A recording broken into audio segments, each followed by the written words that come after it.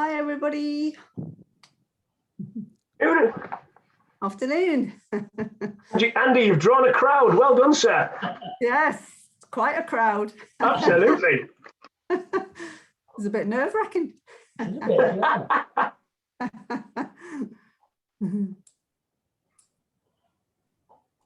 Okay.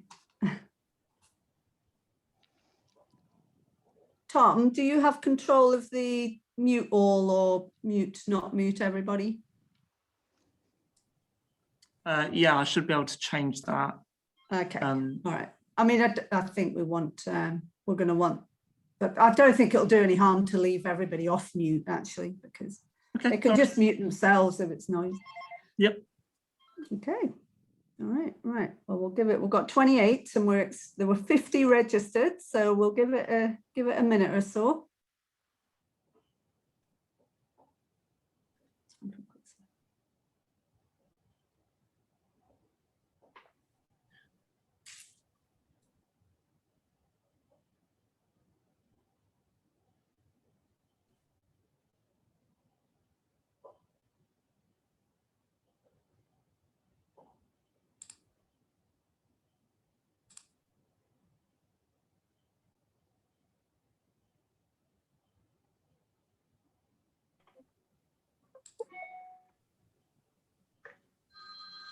Angie, Nick Neal said she's waiting to be let in, not too sure who's kind of controlling the gate. No, she's here. Was that on the WhatsApp? It was, she's here. Yeah, I'm here, Paul. Yeah. I'm here. Yeah, she's here. Ah, sorry, Nick, didn't see you there. Is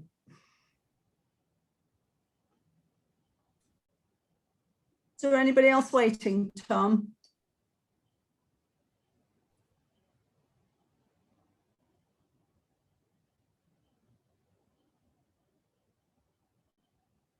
Tom, is there anybody else waiting?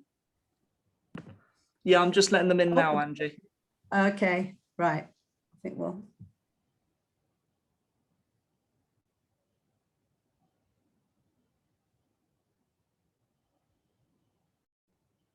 Okay, great. Right, well, I think we'll crack on. So good afternoon, everybody. Great to see such a brilliant turnout. Thanks so much, because I'm aware some of you are probably giving up your very hard-earned lunch hour. So very appreciative of you joining us. And big compliments to Andy Coates for obviously being such a great draw, which is fantastic. So we're the CICM, for those of you who don't know us. We're the Chartered Institute of Credit Management. We're the leading body in the UK on all matters to do with credit management, and that area obviously takes us into lots of different business areas, and one of the most interesting and probably lesser well known of what goes on behind the scenes is what goes on to make sure that debt recovery takes place when the courts decide that that is a just way to go.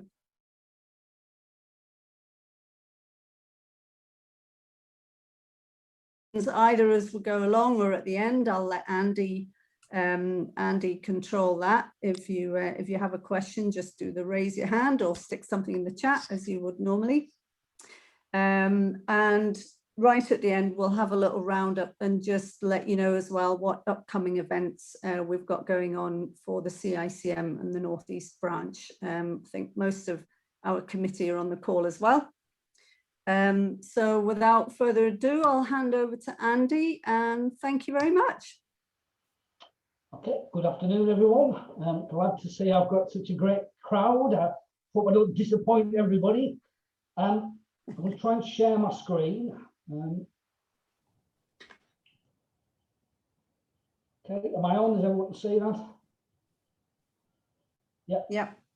Okay, so for those of you that don't know me, I'm Andy Coates. I'm an authorised High Court Enforcement Officer, one of the last to be authorised. I was authorised in February this year. After 30 years of hard slog, I've finally become a High Court Enforcement Officer. But I've worked in the industry for a long time and have a good experience of all the different debt types. We're going to talk today a little bit about the show that we've been involved in and just life as a High Court enforcement officer. I'm just trying to make my PowerPoint move. Okay, so we've been doing a show called The Sheriffs Are Coming. It's on BBC One, and it's a fly-on-the-wall documentary about the life of our enforcement agents out on the road. There was a couple of episodes shown in October, but the series has been shown since last Monday. It's been on every day, and it's on the rest of this week. So if you missed it, catch up on iPlayer. I'm sure you will be amused by it. Here's the opening credits. The Sheriffs. Hello. We're High Court enforcement. We have an outstanding writ of control. They're back with a new team, and if you're owed money, it's their job to get it. We're wasting our time. I'm now going to call a locksmith. Acting on the authority of the High Court, they can demand payment. Have you got the funds to pay it? There'll be the full balance today. Or remove assets. Full balance if not remove goods otherwise. And you'll have 7 days to pay before it gets sold at public auction. Obstructing their work's a criminal offence. I wouldn't do that if I were you. It's concept. Every year, sheriffs in England and Wales recover unpaid debts totaling more than £100 million. So that's the opening credits, and it sort of gives you a view of the type of stuff that we do and what the storylines are. Thought I'd talk a little bit about what are High Court enforcement officers and where they come from, nothing too in-depth. We're formerly known as sheriff's officers, and the post sheriff stems from Saxon times. It's the oldest secular appointment. There are currently around about 50 High Court enforcement officers in England and Wales, which come from about 12 companies, including the big 5. The guys on the TV are not authorised High Court enforcement officers. They're actually syndicated enforcement agents, bailiffs, that are authorised by the High Court enforcement officers to do their stuff. Back in 2003, the government reformed the system, and we then become High Court enforcement officers. So in our company, we have 3 officers. There's Frank Whitworth, myself, and Kate Fellows. We're assisted by some of the guys on the TV. We have Luke Peacock, James King, and Miles Whitworth. They're all student members of the High Court Enforcement Officers Association, going through their exams and their logbook. So what's in a typical day for us? Well, there's no one day is the same, which is one of the things that we all like about this job. Even working in the office, it's still pretty different every day. So we do writs of possession, which is for getting properties back or land back. We do writs of control, which would probably be the mainstay of the sort of stuff we do for CICM members, your county court judgment, and then we go with a writ to seize the goods, hopefully get your money back. We occasionally do writs of delivery. We don't do many of these. These usually are for things like you've hired out a JCB and the hirer refuses to give the JCB back. So we would go back and the order allows us to seize the JCB. It's for specific items. Forfeiture of lease, where a tenant hasn't paid their commercial rent, we can go and take possession of the commercial property for the landlord. That's currently barred under the coronavirus regulations. And commercial rent arrears recovery, which is basically collecting the commercial rent from people that haven't paid. Whilst that's not barred from the coronavirus regulations, there used to have to be 7 days due before you could use a bailiff to collect your commercial rent. But now you've got to have over a year's rent due before you can use us. So it makes it pretty useless at the moment. Hopefully that will change come the 30th of June. So just another little video about things we do. Yeah, we're not leaving this caravan yet. I don't want to speak to your boss, mate. I'm just getting to the Well, we're going to be in here, so whatever happens out there, if anyone ever comes up, it's a lot of people who just push it off, mate. You can push off 100 there, yeah. No problem. You ain't going to pay them. Oh, well, No, of course, yeah, I'm in my house. I said, look, right, gents, I have to ask you politely, can you leave the premises, please? That's what I can, man. Have you arrested?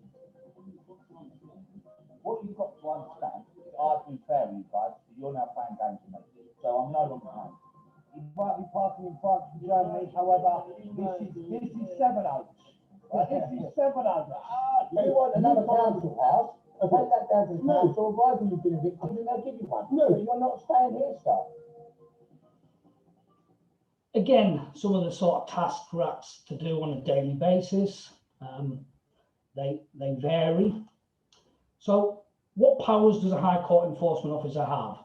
So we work under various acts, the main ones being the Courts Act 2003, which gives us the traditional powers of the sheriff, and also covers some of the fees like possessions and writs of delivery. The High Court Enforcement Officers Regulations from 2004 underpins that. But the writs of control and the general day-to-day stuff comes under the Tribunal Courts and Enforcement Act and the regulations that go alongside that, taking control of goods regulations and taking control of goods fees regulations. All that come into effect in 2014 and really changed the bailiff world somewhat. So the High Court Enforcement Officer delegates his power to a bailiff, and also now known as an enforcement agent, and they go out to relevant premises to search and take control of goods. Relevant premises is defined as somewhere where the debtor lives or carries out a trade or business. We enter by normal means. If it's commercial premises, we can use force. We enforce 7 days a week, from 6 in the morning till 9 at night, unlike the county court bailiffs that tend to work just during the day. There are 4 ways of taking control of a debtor's goods. In the old days, we used to be able to drive up, write some goods down on a bit of paper, and that was in effect seizing them. These days, it's a lot more complicated. We can take control of goods on a control of goods agreement. We can take control of goods by moving them somewhere to store them. We can take control of goods by fitting an immobilisation device, a wheel clamp like in the picture. Or lastly, something we use on occasion is to lock up the premises and take control of the goods on that particular premises. With High Court writs of possession, of course, we have the power to break in, otherwise we would never be able to get in and repossess the property. But we can't just turn up. All defendants must be given notice. Generally, we would serve a 14-day notice, giving them that time to find other accommodation. It doesn't happen where it's sort of squatters or travellers. In them cases, those jobs are usually done without notice. And the writ allows us to move all occupiers, which is a question we often get asked. So if your writ says John Bloggs and you turn up to the premises and there's half a dozen of other people in there, then we can remove them as well. We basically remove all occupants from the premises and give vacant possession back to the landlord. What can we take is something we also get asked quite often. Well, we can only take the goods and chattels of the debtor, but they're subject to exemptions. So tools of the trade worth above £1,350. So we generally look for luxury goods, vehicles, jewellery, stock, etc. We're able to take control of household goods. So cookers, fridges, clothing, bedding, furniture, household equipment, all them things are out of bounds. We're not allowed to take people's dogs or domestic pets. We have what we call statutory exemptions, which are items or equipment, for example, tools, books, telephones or computer equipment, which are necessary for the use of the debtor personally in a debtor's employment, business, trade, profession, study or education. But again, 1350. Again, in the old days, we were up against situations where you could have someone claim they were a taxi driver or a Rolls Royce, it was worth 80 grand, but it was a tool of his trade, you can't touch it. Well, now that doesn't apply. As long as it's worth above 1350, then that's open for seizure. Maximising the chance of success. I think one of the things that we find as High Court enforcement officers, and I would say this probably happens, certainly in our company, 5 or 6 times a day, that the entity on the writ is not the entity, is not a real entity. So we'll end up with writs against the car team, the shop. They're not really entities. So what we all always advise is that you make sure you sue the correct entity to start with, so that you've got Joe Blogs trading as the car centre, Joe and Sheila Blogs trading as the car centre, the car centre limited. Just make sure that entity is correct all the way through, because at the end of the day, the writ will be the same as the judgment, and we can only seize the goods of the debtor. So we think using people to do pre-litigation reports is very important to your success. It's hard enough these days sometimes to get a judgment, but it's pointless getting a judgment if the people haven't got the money to pay you. Having details of their assets is very useful. So again, that goes alongside your pre-litigation reports. Doing your insolvency and credit checks well in advance, and as things are progressing. Again, on a daily basis, we get writs come through. First thing we do is check the insolvency register, and we sometimes find that they've gone insolvent during the time you've been waiting to get the writ. You have 6 years to collect a county court judgment. So, of course, all creditors want their money instantly, as we all do. But sometimes you have to play the long game and wait a little bit longer. Do your homework. Like I say, you have 6 years to collect it. And I think if everybody looks back on what you were doing 6 years ago, you find that you were probably in different circumstances 6 years ago. So just something to bear in mind, you don't always have to rush at once. So if you know your debtor, you really hold all the cards and you have a much better chance of success with this. So how does it all go? You issue a claim in the court.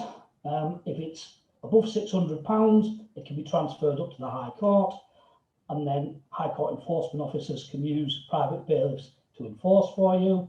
If it's below £600, it's got to be enforced by the county court bailiffs, who are salaried civil servants, and they're not as efficient as the private bailiffs. And I've been told recently that some of the county court bailiffs are predicting it could be up to a year before they get round to doing the warrants of control, obviously dependent upon each court area. This is the flow chart of the process. The judgment's obtained, you transfer the writ up. It then goes to compliance stage, where we send out a notice of enforcement. It then goes to enforcement stage, and if necessary, it then goes to sale or disposal. So the N293A is sealed by the issuing court, and the district registry issues the writ of control. The enforcement agent will then send out a notice of enforcement. We're required by law to give 7 clear days, but under CPR rules, we add an extra 2 days to allow for postage. The writ has a command on it, and it's to whoever the High Court enforcement officer is, and it says, "You are now commanded to seize in execution the goods, chattels, and other property of," name of the debtor. So we can't simply agree an arrangement when somebody just wants to pay a £5 a week or whatever it is. We must go out and ascertain what their circumstances are and attempt to take control of goods. Of course, if the claimant decides that they don't want us to do that and they're happy to accept the arrangement, then that is fine as well. So we then go out to enforcement, and I've had a few people question what's the different enforcement stages. In High Court, there's enforcement stage 1 and stage 2. It doesn't mean that you've got to go twice to be able to charge stage 2. They're just different stages of the process. So stage 1, if you think about it, is where the debtor cooperates, they enter agreement, there's insufficient goods to remove, or an arrangement is granted.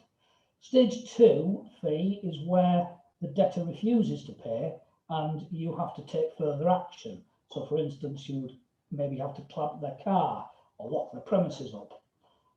In that case, you can then charge stage 2 fees to the debtor to encourage them to pay. The fees we charge are fixed by law. Debts less than £1,000, it's £75 compliance fee, £190 enforcement fee. If they refuse to pay and we have to do something extra, it's £495, And if we have to move the goods, it's another 525. If the debt's above £1,000, then the fee scale is pretty similar, except that we're allowed 7.5% of the debt above £1,000 on stage 1, and if it goes to removal, then we're allowed another 7.5% of the debt on that too. Now, these fees are charged to the claimant, but are recoverable from the debtor. So if you're representing the claimant, you don't see these charges charged to you, they're charged directly to the debtor. When we get to a premises, in most situations, we're required to take control of goods, and we can usually only do that by entering the property, unless of course there's some vehicles outside, but entry must always be with permission, either real or implied. Real would be, come on in and have a look what I've got, and implied would simply be that they've forgotten to lock their door, which is why bailiffs go and try a door handle. If we can get in, then they've implied to the rest of the world that they weren't bothered whether we were coming in the first place, otherwise they would have locked that door. Entry should always be peaceable against the property or person, and would enter by normal means, by opening a closed door, by turning the handle, or we could enter from a loading bay, walk through any open door. We can't reach through a pane of glass and open a window. We can't climb through a window. We can't force entry to any door or window unless it's commercial. We can't force past anyone stopping us entering the property. And we can't use a pretext to gain entry. We always end up with a lot of car dealers to go and visit, and during COVID, we quite often, that they're not open, it's open by appointment, and we often have claimants saying, can you ring them up and pretend you're going to buy a car, and then when they turn up, swoop on them? Well, whilst that might sound tempting, I don't think the court will be all happy about officers of the court lying, so we have to decline to use them tactics.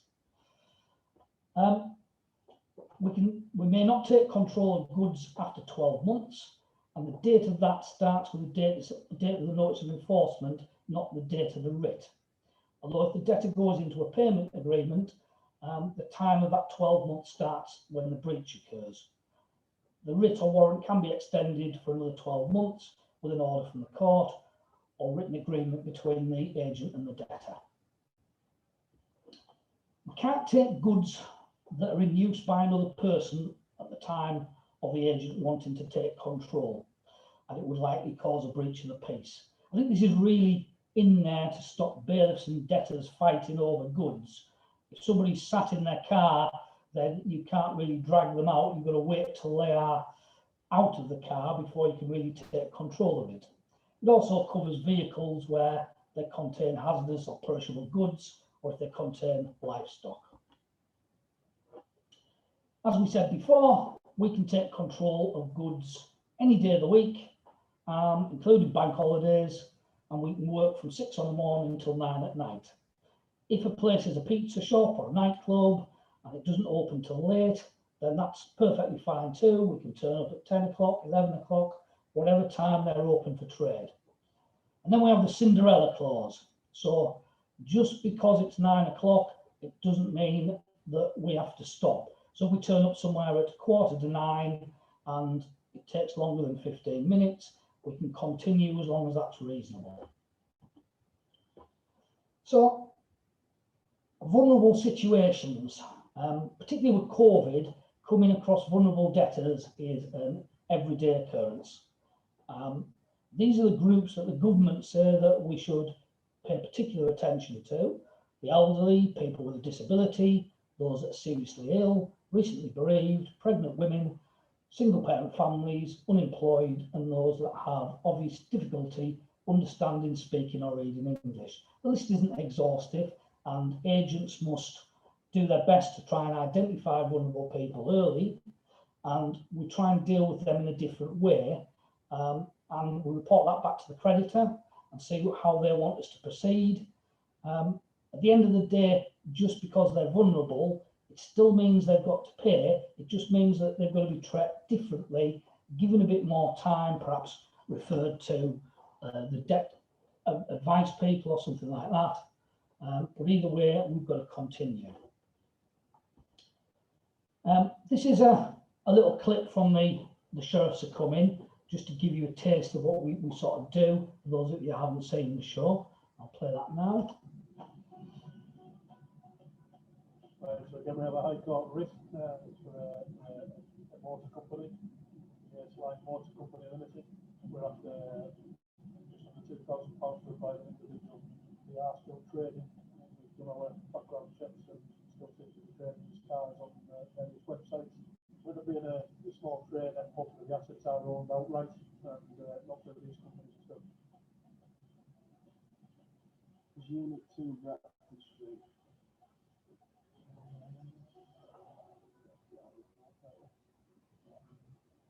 Unit 1. There's Unit 2, mate. Yeah.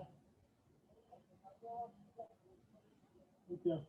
It looks like you signed. Yeah, no problem. All right, go with the grills and the windows. Just got the little one here. Thank you very much. She opened the door, she's in the outside, she's panicking about her car. What's the baseline? She went. So, hopefully. That's still training now. Yeah.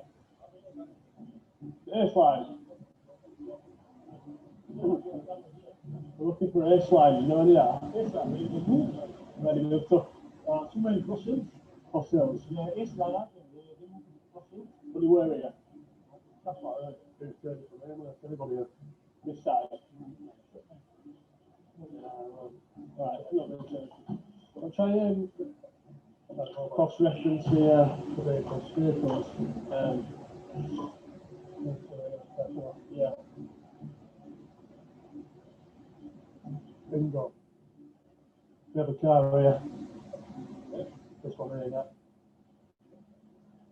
Basically, I've just done a bit of research online on a well-known auction site.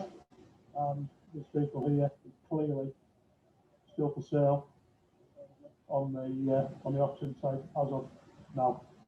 Let's clamp it.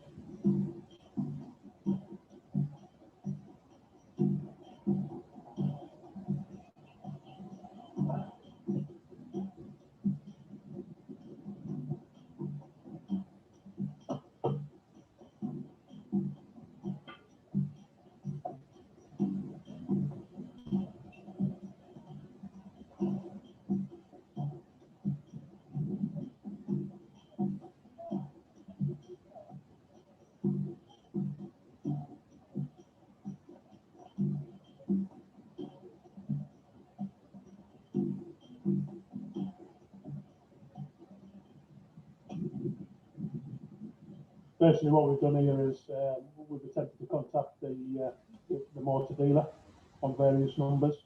There's been no answer. So, as I say, this asset here is clearly for sale still on an auction site. So what we've done is take control of it by immobilising it with a clamp and done what we call a motor chapter entry, took control of goods. So that this vehicle is now under our control until they make contact or payments made. Otherwise, we may well end up removing it.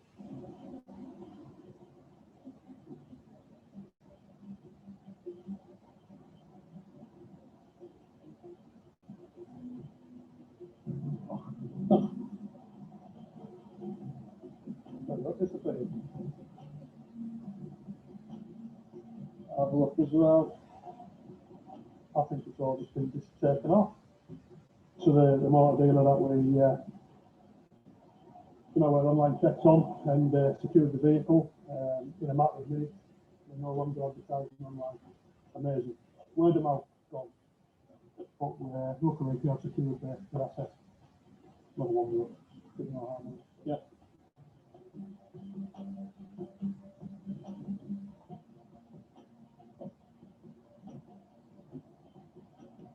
The gentleman in there just said it's a very close-knit community, so word of mouth obviously spread very, very quickly. So, yeah, hence why it's all of a sudden disappeared in a matter of minutes.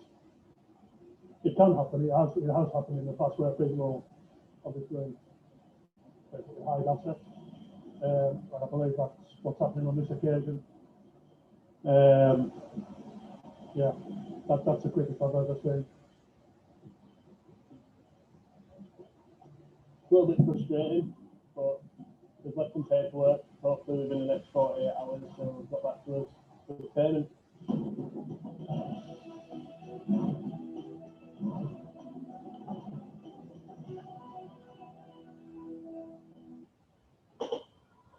So that's just a little taste of what we do.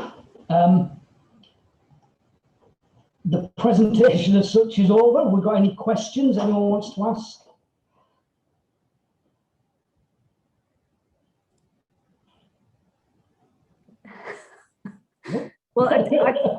Well, I have got a question, but I just want to point out as well that we've got James and Luke from the programme who are participating today. So a big hello to them. I've been catching up on the series the last few days, and honestly, it's, well, I don't know how you do the work that you do for one thing. It must be very, very difficult at times, but it's brilliant TV. It really is.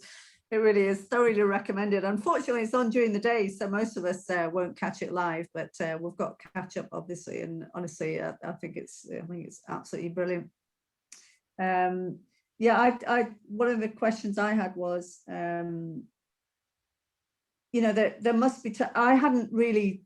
I think most people that don't know the industry think that, you know, there's so much negativity around bailiffs and that kind of occupation, but I think that it was good, this series, because the first 2 episodes you really highlighted that you were recovering money for, you know that young lady who'd saved for years for a car, and then it turned out to be a wrong 'un, and you know, then trying to get her money back for her. So really, you know, on behalf of the little guys, you're going into the work a lot of the time. Do you find that perceptions are changing?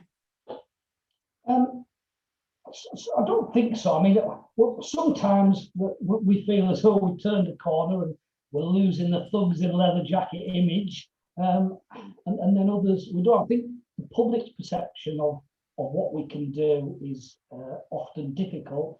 They often think we have powers that we can't have. A member of the public that takes a claim through the court, they've done it themselves, they've never had to use courts before, they fill in some forms, they go through the process, they get a default judgment, they think that that's been very difficult, and it maybe has emotionally for them, and they win, and they think, right, I'm going to get paid.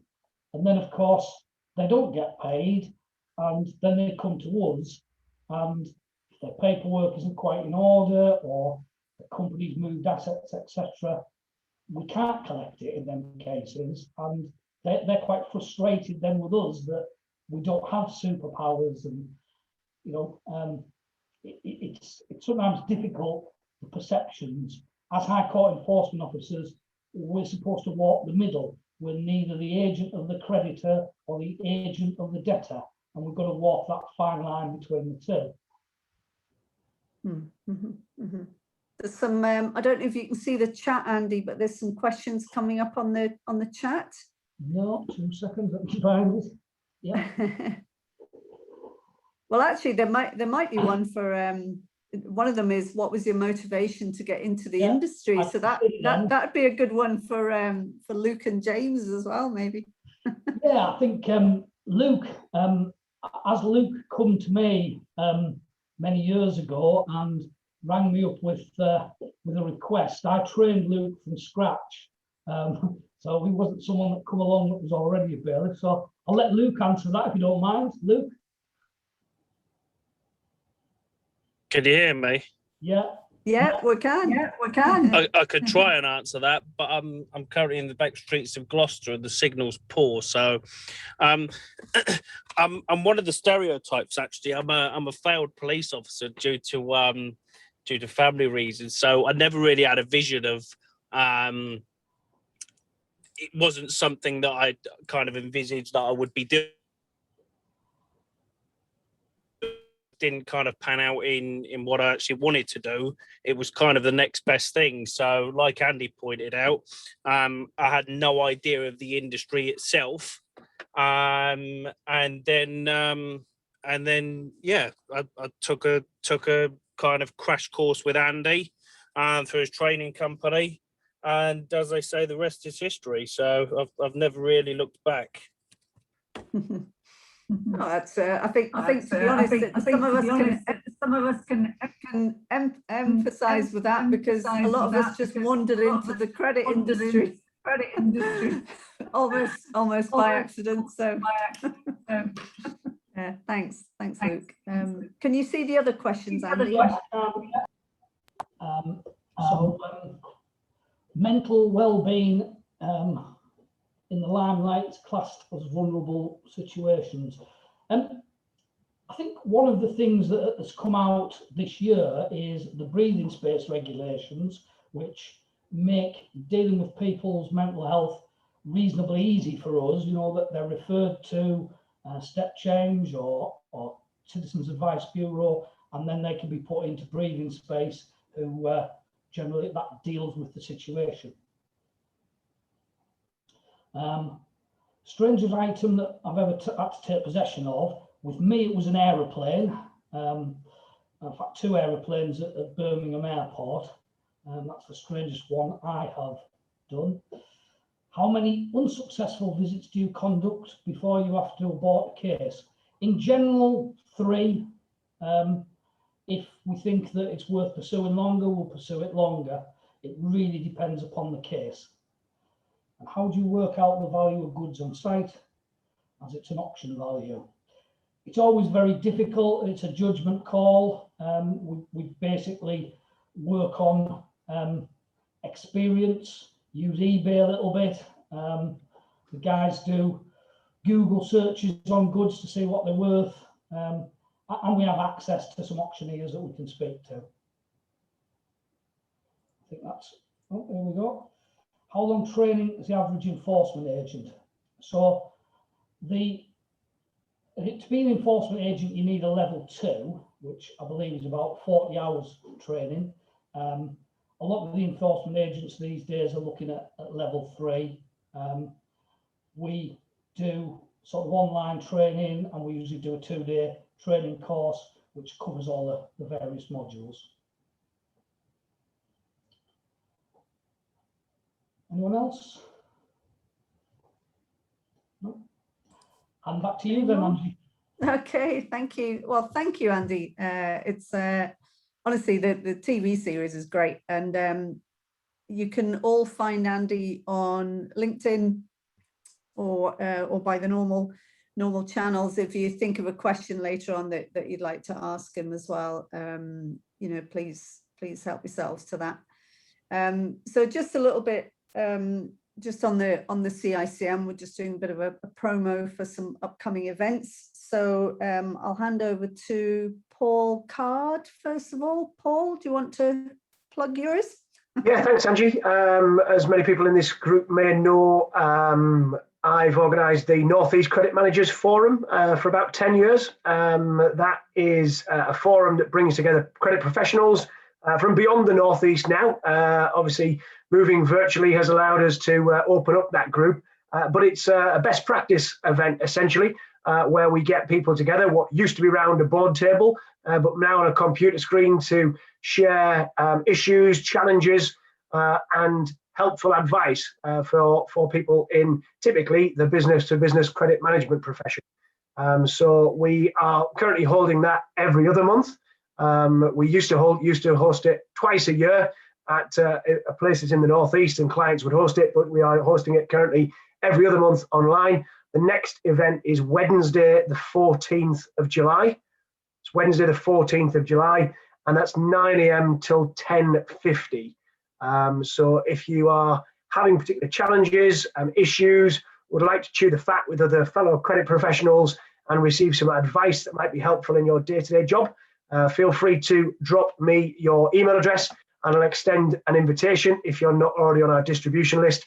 I'll put my email address in the chat box if anybody would like to join us that day or be added to our distribution list for the North East Credit Managers Forum.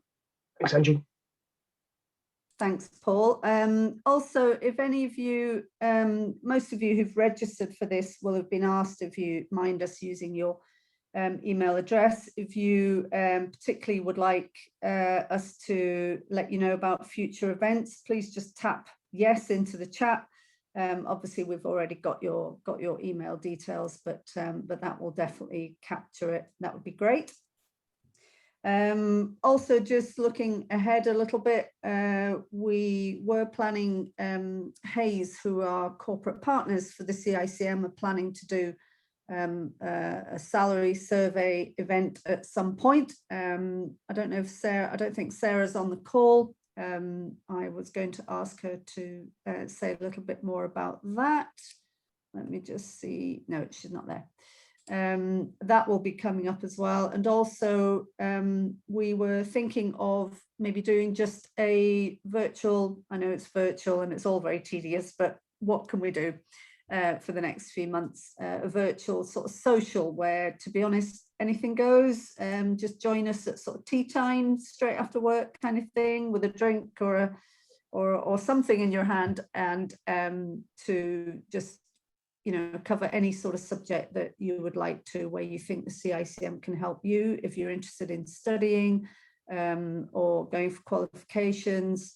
There's lots of incentives happening now with the CICM where, for example, if people find membership is a bit steep, they're going to be offering direct debit payments, so you can split the payments. There are also different kind of levels of membership. There's a studying membership, for example, which might be of interest to some of you, or you may know somebody who is maybe thinking of doing some kind of accountancy finance qualification, and maybe they would like to do something a little more practical like credit management instead of the more traditional AAT or accountancy qualifications. I think we're the people for you in that case.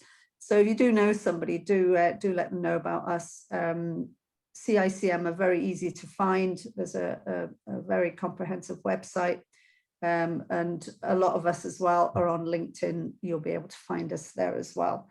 And the big event that we are very much hoping we can do in person will be the Christmas quiz, looking ahead a bit into December. But hopefully, God willing, if all the restrictions are lifted by then, we intend to return to St. James's Park and hold our event there, which was a big success a couple of years ago. Last year we had a virtual quiz night, which was great as well. We had that was good fun, and we actually managed to dish out some prizes as well, so all good. And of course, all our events are free, which is a very nice incentive. Yes, that's all that we have at the minute. Has anybody got any other questions you want to put in the chat or shout up?